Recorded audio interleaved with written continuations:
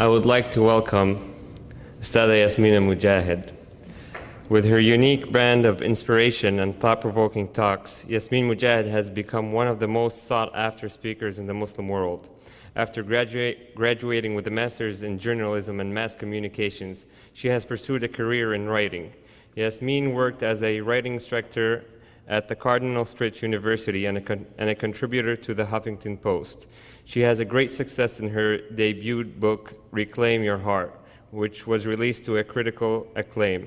Currently, she is an instructor at the Al-Maghrib Institute. Please help me in welcoming Ustadha Yasmin Mogahed.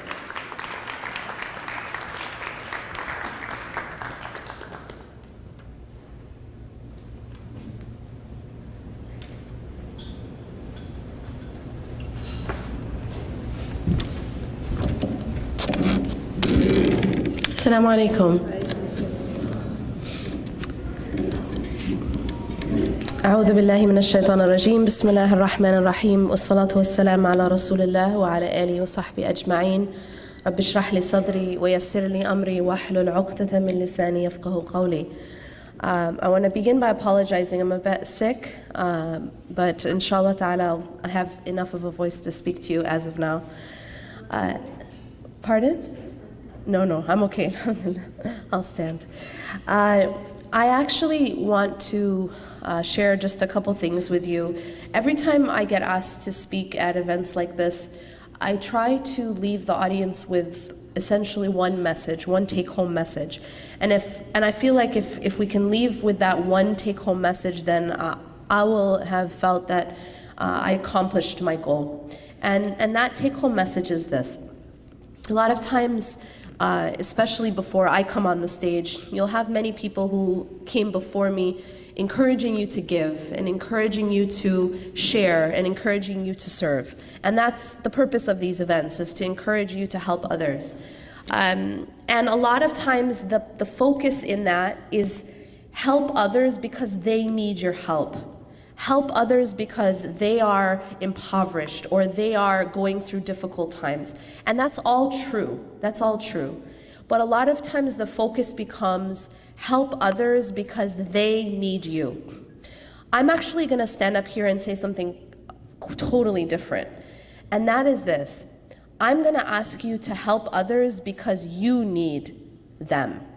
Which is a bit strange because we're talking about people in Syria. We're talking about people, we ourselves here, we're comfortable, we have amazing food. We aren't worrying about getting bombed. We are a bit worried about being detained, but that's a different issue. We aren't worried about we're not worried about our overall physical safety. And yet I am telling you that you need them, and that's unusual. That's a strange thing to say, and I'll explain why I'm saying that. The reason why I'm saying that is and this is the argument I want to make just for the next few minutes that I have, is that actually when you help another person, you're helping yourself. And that may seem strange. We may not have ever thought of it that way, but in fact, that's the truth. That when you help another person, the very first person who you're helping is yourself. And that helping that other person is a beautiful consequence of help and service, but essentially you are helping yourself first and foremost.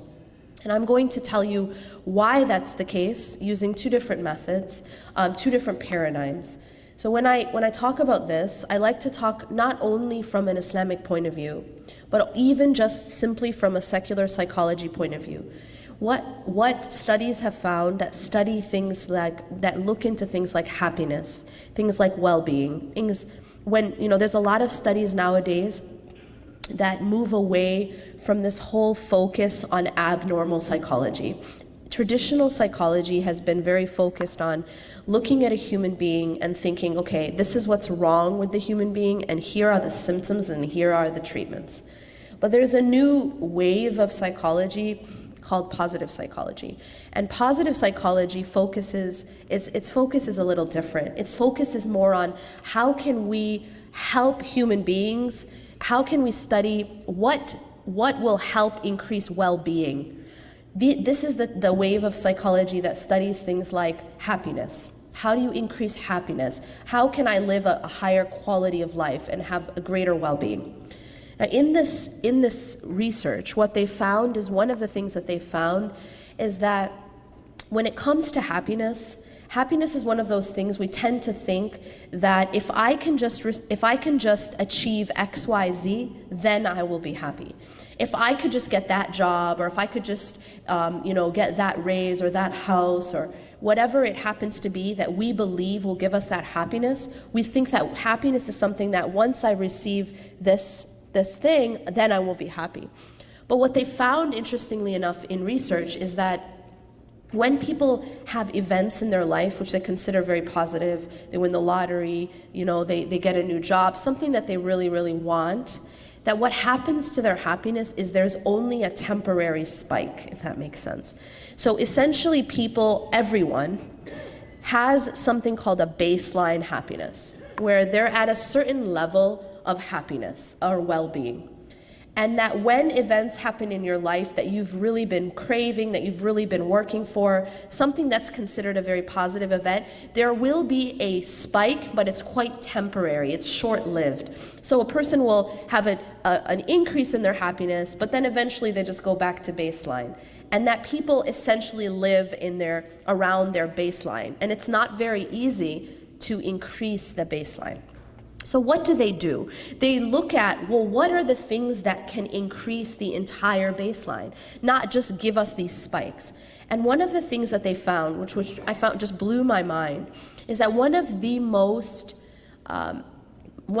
reliable ways to increase the baseline, not just get those spikes, but increase the entire baseline of happiness in my happiness, your happiness, well-being in general. One of the most reliable ways to increase the baseline is the service of others. It's to help other people. It's to give to other people. It's to be generous. It's to aid a person who's in need. That's what they found. They found that things like volunteerism, that this was in fact therapeutic to the person who was doing it. And what's very interesting about that is there was another study. So everyone tells you money doesn't buy happiness, right? Everyone knows that. This actually isn't true. Money does buy happiness. And now people are wondering, well, what's wrong with her, right? Money does buy happiness, but what's interesting is it only buys happiness when you spend it on others. That they found that in these studies that the people who were using their money, who spent money on others, that it in fact did make them happier. But when they spent it on themselves, it did not. Isn't that fascinating? So I have this money, but if I spend it on myself, it doesn't really do much for my own well-being or my own happiness. It doesn't increase my happiness. However, they found that when you spend it on others, it actually makes you happier. And this was such a powerful result, such a powerful outcome, that they found it even applied. If I even call to mind something that I bought for another person or something I spent on another person, even that will make the person feel happy. Just remembering a time when they spent on others, it will actually make them happy. It will increase their happiness. So now we're starting to see a trend here, right? That this is something within the fitrah of a human being. This is something that is divine. It's a divine design. That it's something that the Creator has designed and inputted within the human being, that when I give to others, I feel good. That it actually makes me feel happier to give and help and serve others. Now there's another layer here that I feel is deeper, and that is this. Anytime there is a design within a human being, obviously we know by the Creator, a design within a human being is because Allah, the Creator, God, whatever you call the Creator, intends for us to have a certain outcome. That's why He designed it that way. And when I started reflecting on this fact, the fact that even secular psychology has found the powerful effect of giving, the powerful effect of service, the powerful effect of being, helping one another. And what it made me realize is this is what God wants from us. Because God, the designer, right, the Creator, put within us a nature, a fitra, that makes it feel good to give. We actually get a reward intrinsically. Do you know what I'm saying? That it's intrinsic within, that immediate reward before we wait till the Day of Judgment. We haven't even gotten to that subject yet, right? Just now here, even a person, and this is what's amazing, is Allah created this in the human, even a person who doesn't believe in God, even a person who doesn't have faith is going to feel good giving. That's just the human design. And what that shows us is how much God loves us to give and serve one another. Because He designed us that way. He designed us to actually get pleasure from giving, to get that intrinsic reward when I serve others. And that just blew my mind. That's one of the only ways to increase your baseline happiness. And everything else in the world won't do it. The lottery won't do it, your promotion won't do it, getting whatever power position, it won't do it. But serving others will. And that's amazing. That just shows the power and importance of service to others within the divine design, within that design. Now, something else that they found, and I said, it's very, very difficult to increase that baseline happiness. Something else, only other thing that they found reliably to increase happiness, the entire baseline, is the practice of gratitude, is to show and practice regular gratitude. So something, for example, like keeping a gratitude journal, writing down 5 things every day that you're grateful for will, in fact, increase your baseline happiness, and has been found to be a powerful treatment for depression. That if they have people who are suffering from depression, just having them keep a gratitude journal will actually help them in treating their depression. Similarly, when a person is suffering from depression, when a person is suffering from any kind of difficulty, when they themselves are in a low place, they themselves are suffering, one of the fastest ways to come out of your own suffering is to help another person who's suffering, is to aid another person who is in difficulty, to serve someone else. And in fact, it's extremely therapeutic for the one who's suffering. That it's one of the fastest ways to come back out of your own dark place is to help another person who's in a dark place. So you find that these are just again secular psychological reasons why service is in fact serving myself. That essentially that when I serve another person, I'm actually helping myself, I'm serving myself. Now, if I switch over to the Islamic paradigm, and what does the text say about service? What does the text in the Quran and the Hadith and the Sunnah say about serving others? It'll blow your mind when you read how much emphasis there is within our tradition, within our deen, about serving others and helping others, and the immense reward for that. One of the things, now I told you that I have a take-home message for you. Does everyone remember what it was? Anyone? When we serve others, we are serving ourselves, or rather we help because we are the ones in need of those people and to help. Now I'm going to add another take-home message, and this is something that you'll find is an overall theme whenever if you scan the text, Quranic, Hadith, Sunnah, if you scan the text, you'll find that there's among many, there is an overall theme. And that theme is this: how I treat the creation is how I should expect God to treat me. That's the message. How I treat others, and this includes all creation, by the way. It includes humans as well as animals. As we know, there are many texts about the treatment of animals and people who were in fact saved because of their treatment of animals, and other people who were punished because of their mistreatment of animals. So in general, the way that I treat the creation is how I should expect to be treated by the Creator.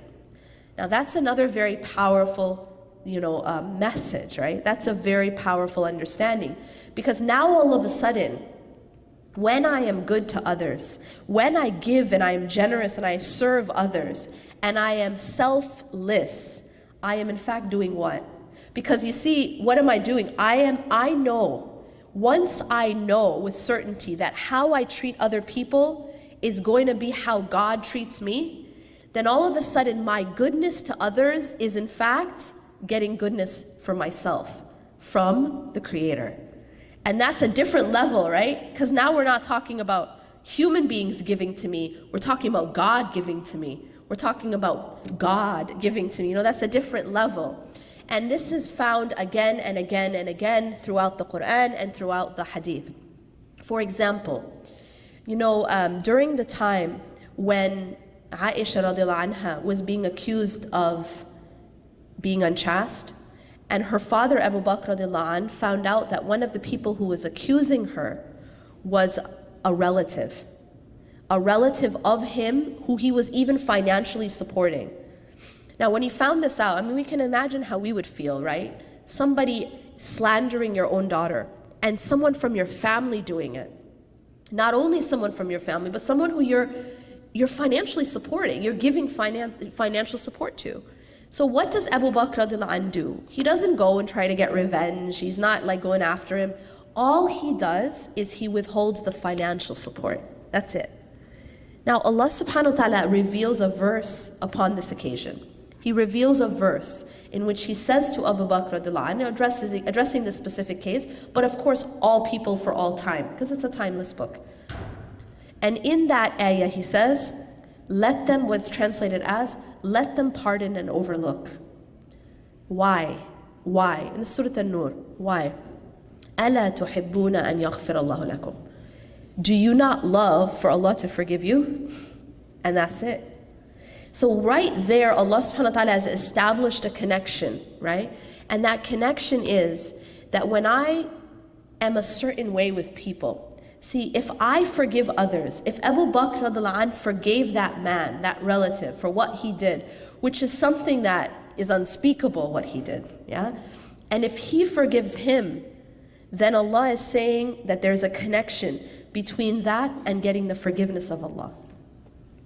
And that's a whole different way to look at it, right? Because you and I, we don't like to forgive people sometimes because we feel that they don't deserve our forgiveness, right? He, she doesn't deserve my forgiveness because he, she hasn't done, you know, hasn't kissed my feet enough, hasn't groveled enough, hasn't even said sorry. This relative didn't do any of those things. He didn't do any of those things. But Allah here is completely shifting the focus. The focus is not even about the relative. Allah doesn't say, forgive the relative because he was regretful, or because he said sorry, or because he helped you one time, you know, in the past. It wasn't actually even about, the relative almost becomes irrelevant in the equation. Does that make sense?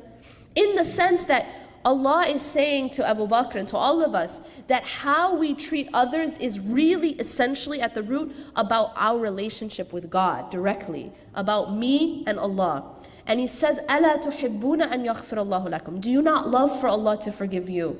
And so it really just became about Abu Bakr and Allah. It didn't, you know, it like Allah's taking the relative out of the equation in a sense. It's really a vertical transaction between me and Allah. It's not horizontal. It's not just me and the creation, but that the creation and how I am with the creation becomes a means to get my relationship with God. And that's really, really very mind-blowing. It's very, very, it changes the way we interact. Because now it's no longer, you see, if I expect that my return will come from above, then I no longer expect it or wait for it from the creation. What this creates is a people who are generous, a people who are giving, a people who are serving of others, a people who are forgiving. Why? Because we know that our pay, in a sense, we know we're getting paid, but by who though? By Allah. You know when you're working in like a corporation or something, and maybe suppose you're working in customer service or something like that. You're dealing with customers, but the customers aren't the ones paying you, right? You don't get your pay from the customer. So how do you treat the customer even if they're terrible to you? I mean, has anyone worked in retail? Exactly. You know that the customer's always right. The customer is always right. Like, you have to treat the customer absolutely 100%. You have to treat them in the best way. Why? Is it because they're going to pay you at the end of the call? You don't get a cent from the customer, in fact. Or at the end of the transaction, you don't get anything from the customer. And yet, why do you continue to give them the best treatment? Because you want to get paid at the end of the month. And you don't want to get fired. It's not because you like the customer. It's not because the customer likes you. And it's not because they're going to pay you anything. They actually give you nothing. You get paid by the boss. And you know that how you are with each customer is going to be reflective in how much you get paid at the end of the month. And sometimes you might get bonuses. Why? Because you're really good with customers. Makes sense. And this, on a much higher divine scale, is how Allah is with us in the creation. That how we are with these customers, as you put it, other people, other creation, is reflective in then how Allah pays us. We get paid from Him. And Allah subhanahu wa ta'ala has an account that's infinite. Makes sense? He doesn't run out. He doesn't run out of payment. He doesn't run out of blessings and mercy. And there's a hadith that actually says this, that says that those who do not show mercy to those on the earth will not be shown mercy from the one in the heavens. That Allah will not show mercy to a person who doesn't show mercy to people. And so what we always have to keep in mind is this. How I am with people, how I am with the creation, is a reflection of how God will be with me, not only in this life, but in the next as well. But also in the next. And that takes me to the next step. I've spoken so far about the reward in this life. And there is a reward. There's, in fact, first I said there's an intrinsic and immediate reward in this life, in that I actually feel happier, and it's an alleviation of my own pain. It's an alleviation of my own pain to help another person who's in pain. And that's a fact, and it's been shown in countless studies. Not only is it that intrinsic, immediate reward in this life, but on top of that is that I will also be blessed by God in this life. One thing anyone who's ever done it will attest to, and I know anyone in this room can attest to this, any amount of money, actually any gift, but we'll start with money. Any amount of money that you give for the sake of Allah, it always gets returned to you. And when it gets returned to you, it's usually multiplied. And I always see people nodding their heads, because if you try it, you know it. It's experiential. That you, in fact, do not lose the money that you give for the sake of God. You actually don't lose it. It becomes like an investment. So you see, for example, if I were to ask people in this room, does investing your money mean you're losing your money? Everyone in this room would know what the answer. When I invest my money, what am I doing? Am I losing that money? Question. I'm actually growing that money, right? But if I ask a little kid, a 5-year-old, if I ask a little kid who only has saved up $20 and they're really excited about the 20, and now I ask that 5-year-old kid to put that $20 into an investment, they will feel what? That they've lost that money, right? Why? Because the understanding of that child is not as advanced. The understanding of the child is, as soon as I let go of this money, it's lost. Now, why am I saying that? Because some of us, we sort of have the spiritual understanding of the 5-year-old. That we think sometimes that when we give money for the sake of Allah, we're losing it. And that's why it's hard to give. That's the reason. Because no one wants to lose. No one wants to lose. But the reality is, it's in fact an investment. It's that we're investing that money. We're not losing that money. There's a very powerful lesson that the Prophet ﷺ taught us through an incident that happened with Aisha radiallahu anha. What happened was, one time when he was out, she had donated, there was like a lamb or a goat. And what happened is, when he returned, she told him that I gave all of this animal for the sake of Allah, and I only just kept your favorite part for us. And you know what? His answer was so deep. He said, in fact, we've kept the part you gave. And we've just lost the part you kept. Does that make sense? I'll repeat that. What he's teaching her is that the part that she gave for the sake of Allah is the part they're keeping. Because there's no loss in what you give for the sake of Allah. There's no loss. It's just an investment. It's an investment that gets return manyfold, just as investments do. That's the whole point of investment. It doesn't just come back as you gave it, but it comes back multiplied. So he says to her that the part that you gave is what we kept. And the part that we kept is what we lost. And that's powerful. That's very powerful. We see this exact message in the Quran when Allah subhanahu wa ta'ala tells us, after, in the Quran, what Allah does is He makes oaths. What do you and I do when we want someone to really believe us? We want to really emphasize something we're about to say. What do we say as Muslims? Wallah. Wallah, or I swear, but in Arabic, wallah, wallahi or wallah. What you've done, you've put a waw in front of Allah, which means you're swearing by God. That's what wallah means. Okay, so when we want to emphasize something, we say wallah or wallahi. Allah subhanahu wa ta'ala also makes oaths by His own creation. And so you'll find in the Quran, وَالشَّمْسِ وَضُحَاهَا, this is an oath by the sun, and etc. And there's many different verses where Allah makes an oath. In one of the ayahs, in Surah Al-Asr, Allah subhanahu wa ta'ala makes an oath by time.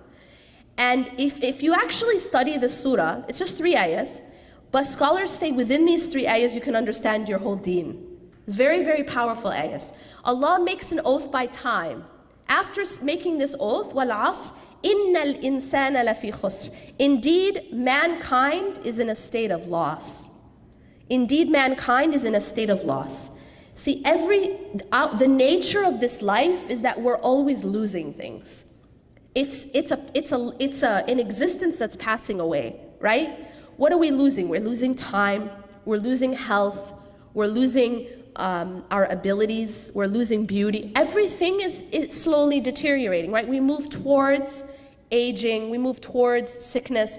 This is the nature of dunya, right? There's nothing you can do about it. No matter how much plastic surgery you get, no matter how many ageless creams you use, you can't stop it from happening, right? And so Allah is telling us this reality. But here's something so powerful. Allah then says that there's an exception. After saying, وَالْعَصْرِ إِنَّ الْإِنسَانَ لَفِي خُسْرٍ, indeed mankind is in a state of loss, overall universal loss, right? Then He says, إِلَّا. إِلَّا means except. So now there's an exception to this rule of loss. There's an exception.